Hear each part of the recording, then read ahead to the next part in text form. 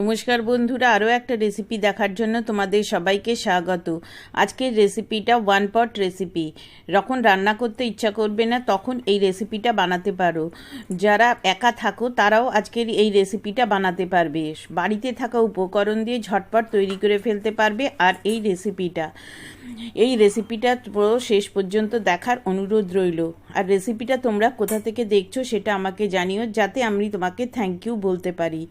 আর পুরো রেসিপিটা ভালো লাগলে পরে লাইক, কমেন্ট ও শেয়ার করো। আর খুব বেশি ভালো লাগলে সাবস্ক্রাইব করে নিও আর বন্ধুদের সাথে শেয়ার করো। তাহলে চলো দেখে নিই আজকের এই রেসিপিটা।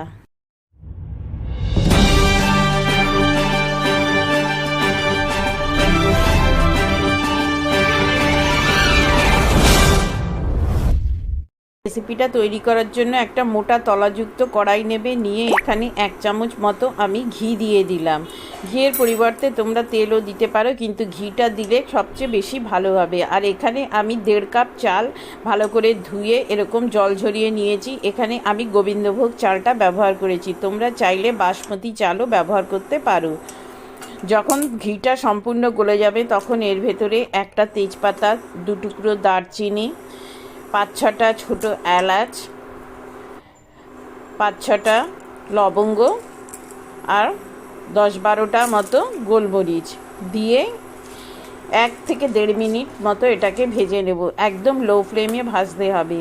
ভাজা হয়ে গেলে পরে জল ঝরিয়ে রাখা চালটা এর ভেতর দিয়ে দিচ্ছি। এবারে এই চালটাকে ঘিয়ের সাথে খুব ভালো করে ভেজে নিতে হবে এবং ঝরঝরে একটা ভাব এসে যাবে। যখন একদম এরকম এসে যাবে তখন এটাকে নামিয়ে একটা সাইডে রেখে দেবো। যত ভালো করে চালটা ভাজা হবে তত কিন্তু রেসিপিটা ভালো হবে। এবার ওই একই কড়াইয়ের ভেতরে আমি এবারে সর্ষের তেল নিয়ে নিচ্ছি 3 চামচ মতো। 3 চামচ সর্ষের তেল দিয়ে দিলাম। তেলটা যখন গরম হয়ে যাবে তখন 1 চিমটি লবণ আর 1 চিমটি হলুদ গুঁড়ো দিয়ে দিলাম। দিয়ে আগে থেকে আমি এখানে ডিম আর আলুটাকে একটু সেদ্ধ করে রেখেছি। আলুটা কিন্তু 60% মতো সেদ্ধ করেছি। এবারে ডিম আর আলুটাকে ভালো করে লাল লাল করে ভেজে নেব। এরকম নিত্য নতুন রেসিপি দেখার জন্যে আমার পাশে থেকো। দেখো, মিডিয়াম ফ্লেমে রেখে আলু আর ডিমটাকে এরকম লাল লাল করে ভাজা হয়ে গেছে। এবারে ডিম আর আলুটাকে তুলে নেব।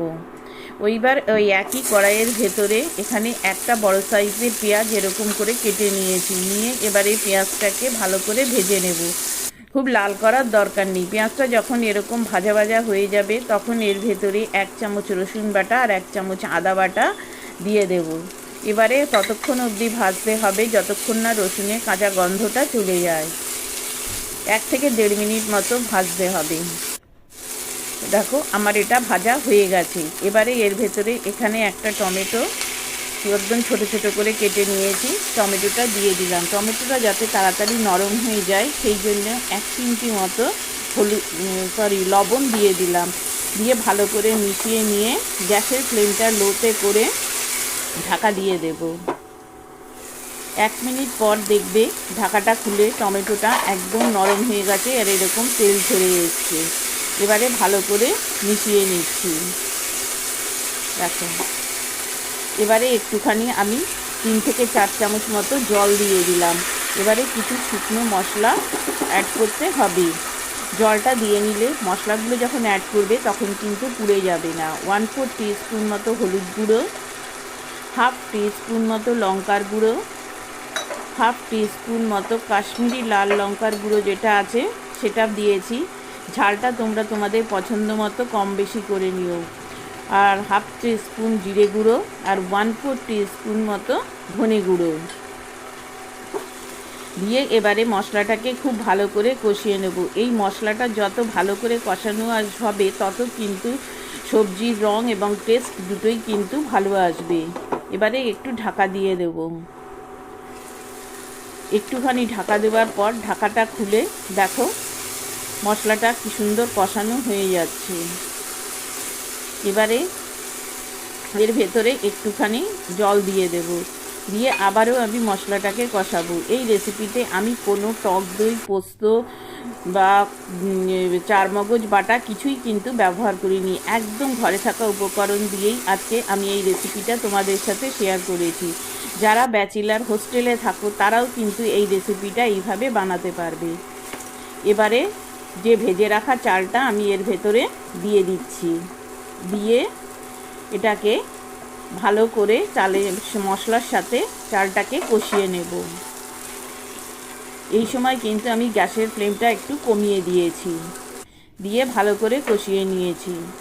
নিয়ে এবারে ভেজে রাখা আলু আর ডিমগুলোও দিয়ে দিচ্ছি, দিয়ে আবারও 1 মিনিট মতো নাড়াচাড়া করে নেব। এই সময় আমি 1/2 টিস্পুন থেকে একটু বেশি বিরিয়ানি মশলাটা দিয়ে দিলাম। এতে একটু বিরিয়ানির গন্ধও কিন্তু আসবে আর খেতেও কিন্তু দারুণ হবে। একদিন এইভাবে করে খেয়ে দেখো কেমন হয়। আর বাড়িতে যদি রেসিপিটা বানাও তাহলে কিন্তু আমাকে জানাতে ভুলো না। এবার এই কাপে মেপে আমি 1.5 কাপ চাল নিয়েছিলাম, সেই জন্য এই কাপে মেপে আমি 3 কাপ গরম জল দিচ্ছি। গরম জলটা দেওয়ার চেষ্টা করবে, তাহলে কিন্তু চালটা খুব ভালোভাবে সেদ্ধ হয়ে যায়। এবারে কিছু মটরশুঁটি দিয়ে দিলাম, যদি থাকে দেবে, না হলে না দিলেও কোনো অসুবিধা নেই। স্বাদ অনুযায়ী লবণ দিয়ে দিচ্ছি। আগেও আমি লবণ ব্যবহার করেছি, অতএব এই পর্যায়ে লবণটা একটু টেস্ট করে তারপরে লবণটা দেবে। ভালো করে মিশিয়ে নিয়ে এবার গ্যাসের ফ্লেমটা লোতে করে দিয়ে এটাকে একদম ঢাকা দিয়ে হতে দেব। ইউটিউবে আমার আরেকটা চ্যানেল আছে, ডায়েরি অফ মাই ড্রিমস। এখানে আমি বিভিন্ন ধরনের ভিডিও শেয়ার করে থাকি, লিংক নিচের ডেসক্রিপশানে দিয়ে দিয়েছি। ভিডিওগুলো তোমাদের কেমন লাগছে তা অবশ্যই আমাকে লাইক ও কমেন্ট করে জানিও। ভালো লাগলে পরে আমার বন্ধু হয়ে যাওয়ার অনুরোধ রইল। একদম লো ফ্লেমে 15 মিনিট মতো হয়ে গেছে। এবার ঢাকাটা তুলে নিচ্ছি।